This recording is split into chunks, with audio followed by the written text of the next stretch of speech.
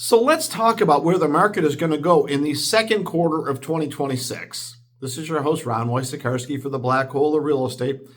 And over the last couple of episodes, we've been talking about what's changing in the market, or at least how we thought things were going to go in our perception of the market, or where it's been and where it's going.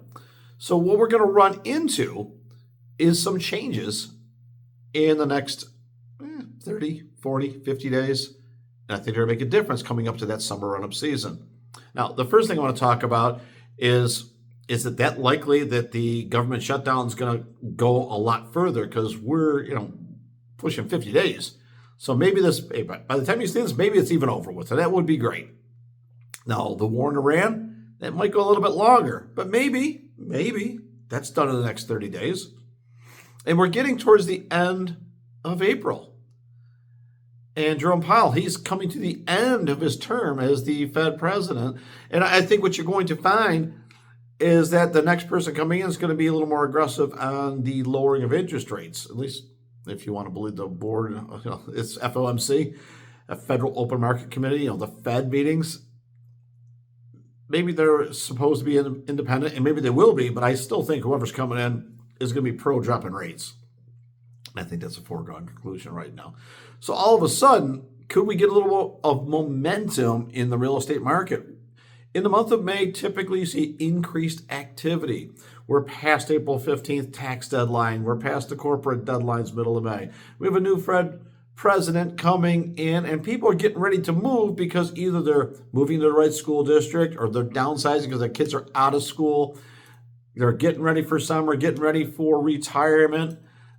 A lot is going to happen. So the activity level is going to increase, because it always does in the second quarter. And that's where you're going to start to see some of those sales kick in. It's also going to give us a chance to see where the Fed goes with interest rates, because they got all the way down to 6 or a little below, and then they kind of went to 6.5. Could they slide right back down? Could that spur some activity in the market? Because I think it will. And will the person who has a 4 or 5% interest rate, or maybe even a 3, all of a sudden be tempted by market rates in the 5s? Maybe it's just time to move. And the difference between 3, 4, 5, and 6% interest is not as important as moving on to the next place, because a lot of people held off moving. This could be the year they're going to do it. I don't think anybody is planning to move around, the fall quarter or midterm elections or any of that stuff. I think people are ready to move. And there was some momentum towards the market increasing, and it got stalled for the reasons we just mentioned. But I think that stuff is going to list. If we look at where it is, do we really think the Fed shutdown is going to last another 30 or 60 days? Do we think the war in Iran will last 30 or 60 more days? Because I don't think so. It would be illogical to me if it happened, but we'll see.